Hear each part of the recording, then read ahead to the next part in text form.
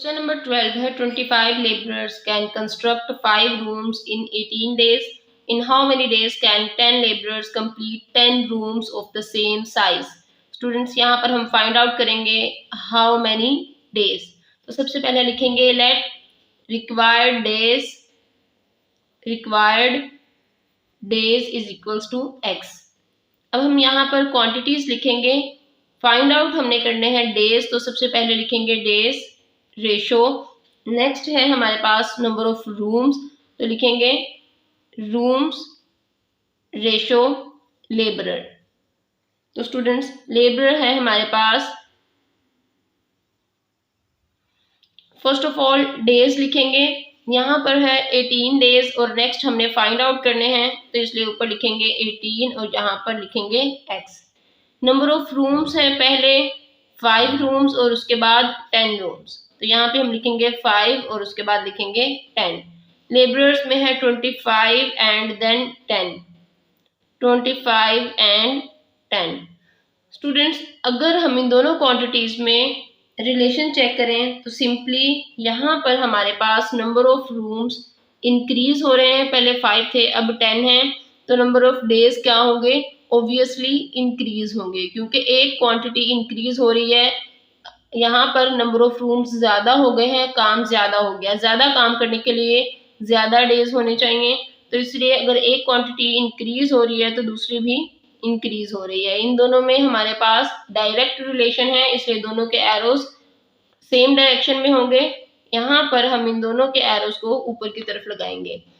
अब हम यहाँ पर सेंटर वाली क्वांटिटी को स्किप करेंगे और इन दोनों का रिलेशन फाइंड आउट करेंगे। स्टूडेंट्स यहाँ पर अगर चेक करें तो पहले हमारे पास लेबर थी 25% की, लेकिन अब ये डिक्रीज हो गई है, 10% रह गए हैं।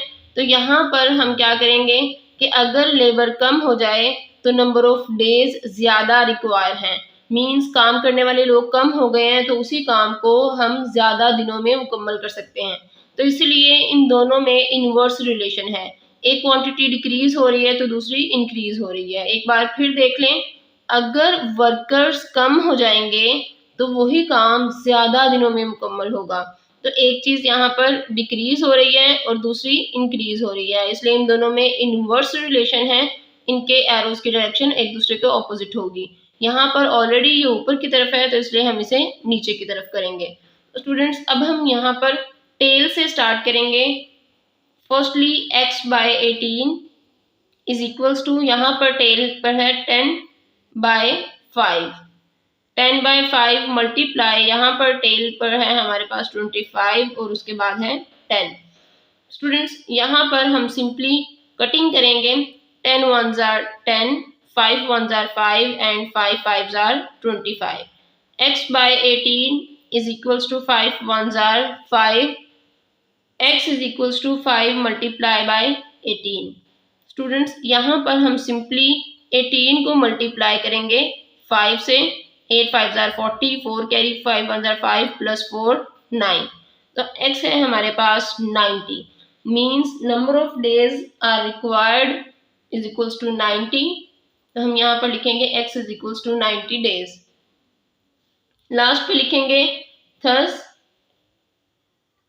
90 days are required. Students question number 13 है, a factory marked price of the article 25% above the cost price. The cost price of an article is rupees 5,000 and its selling price is rupees 4,500. Find discount percentage given to the customer.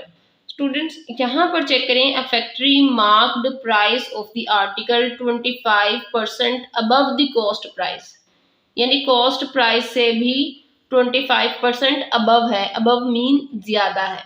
तो यहाँ पर हमारे पास cost price कितनी है, ₹5000। तो solution में हम simply लिखेंगे cost price is equals to ₹5000। तो स्टूडेंट्स मार्क्ड प्राइस हमारे पास क्या होगी, लिखेंगे marked price is equals to 25% above the cost price, above the cost price का मतलब है कि कॉस्ट प्राइस में 25% मजीद ऐड करने हैं। तो यहाँ पे हम लिखेंगे 25% ऑफ कॉस्ट प्राइस है हमारे पास 5000 मीन्स 25% ऑफ 5000 प्लस 5000 तो हम यहाँ पर लिखेंगे ही, 25% of this amount extra add करेंगे क्योंकि यहाँ पर उसने अबव का वर्ड यूज किया है। इस बात को बड़ा ध्यान से देखें क्योंकि इसमें मेन बात यही है कि 25% above the cost price plus 25% of above the cost price. अब हम यहाँ पर सिंपली परसेंट को चेंज करेंगे बाय 100 में, ऑफ को चेंज कर देंगे मल्टीप्लिकेशन में 5000 as it is plus 5000। Next into zeros को इंटू जीरो से कैंसिल कर देंगे, 25 मल्टीप्लाई बाय 50 प्लस 5000। स्टूडेंट्स यहाँ पर अब हम 50 को मल्टीप्लाई करेंगे 25 से, 500 5 5 25, क्रॉस साइन 200 2 5 10, 0 5 2 एंड 1। तो स्टूडेंट्स यहाँ पर अब हम लिखेंगे 1250 प्लस 5000। अब इन दोनों को ऐड करेंगे, 5000 प्लस 1250। तो ये है हमारे पास 6250। स्टूडेंट्स यहाँ पे हम लिखेंगे 6250, this is the marked price. Students यहाँ पर हम सिंपली मार्क्ड प्राइस के बाद सेलिंग प्राइस लिखेंगे। It's selling price is ₹4500। यहाँ पे लिखेंगे selling price is equals to ₹4500। तो स्टूडेंट्स नेक्स्ट अब हम यहाँ पर फाइंड आउट करेंगे डिस्काउंट, और डिस्काउंट के लिए फॉर्मूला है हमारे पास discount is equals to marked price minus sale price. Students marked price है हमारे पास 6250, तो यहाँ पर लिखेंगे minus and the selling price is 4500। अब हम यहाँ पर सब्ट्रैक्ट करेंगे इन दोनों वैल्यूज को, 0 minus 0 answer is 0, 5 minus 0 answer is 5, 1 carry, 12 minus 5 answer is 7, 5 minus 4 answer is 1 and discount is 1750। Students अब हम यहाँ पर डिस्काउंट परसेंट फाइंड आउट करेंगे। Discount percentage is equals to discount by marked price multiply by 100। तो students यहाँ पर हम simply discount की वैल्यू पुट करेंगे, it is 1750 divided by marked price which is 6250 multiply by 100। Students यहाँ पर हम सिंपली इन दोनों वैल्यूज को पहले सब्ट्रैक्ट करें, पहले यहाँ पर डिवाइड करेंगे, उसके बाद 100 से मल्टीप्लाई करेंगे। स्टूडेंट्स यहाँ पर हम सिंपली मल्टीप्लाई करेंगे 1750 को 100 से, जो आंसर है उसे डिवाइड कर देंगे 6250 से, तो हमारे पास आंसर क्या होगा 28%। स्टूडेंट्स परसेंटेज डिस्काउंट में हम आंसर के साथ यहाँ पर सिंपली परसेंट लिख देंगे। स्टूडेंट्स क्वेश्चन को आपने जब सॉल्व करना है तो सॉल्व करने से पहले उसकी स्टेटमेंट को बहुत केयरफुली अंडरस्टैंड करना है, क्योंकि यहाँ पर थोड़ा सा डिफरेंट कॉन्सेप्ट है, क्वेश्चन थोड़ा सा डिफरेंट है as compare to questions of the exercise. तो इसीलिए आपने क्वेश्चन को सॉल्व करने से पहले इसे बहुत अच्छी तरह से रीड करना है और उसमें जो मेन वर्ड्स हैं उन्हें हाईलाइट करना है या फिर अंडरलाइन करना है। जब आप अंडरलाइन कर लेंगे तो आपको बातें याद रहती हैं कि आपने क्वेश्चन में क्या करना है, तो इस तरह से आपकी जो मिस्टेक्स के चांसेस हैं वो कम हो जाते हैं। तो आपने पहले स्टेटमेंट को अच्छी तरह से रीड करना है, अंडरस्टैंड करना है, उसके बाद क्वेश्चन को सॉल्व करना है। क्वेश्चन नंबर 14 है Saeed investors ₹12,000 at 8 whole 1/2% per year profit. How much would the amount be after 2 years and 6 months? तो यहाँ पर हम सबसे पहले लिखेंगे principal amount it is equals to ₹12,000 and rate is 8 whole 1/2%। तो यहाँ पर हम लिखेंगे rate is equals to 8 whole 1/2%।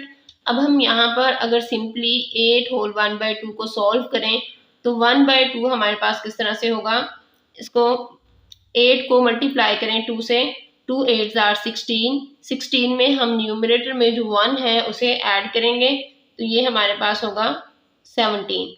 अब 17 इसको लिखें अगर हम यहाँ पर 17/2%, it is equals to 17 divided by 2 and the answer is 8.5%।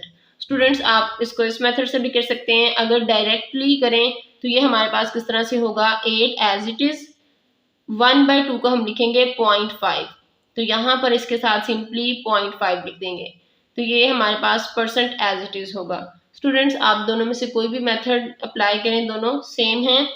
अब हम यहाँ पर लिखेंगे time is 2 years and 6 months, तो यहाँ पर अब हम टाइम लिखेंगे, time is equals to 2 years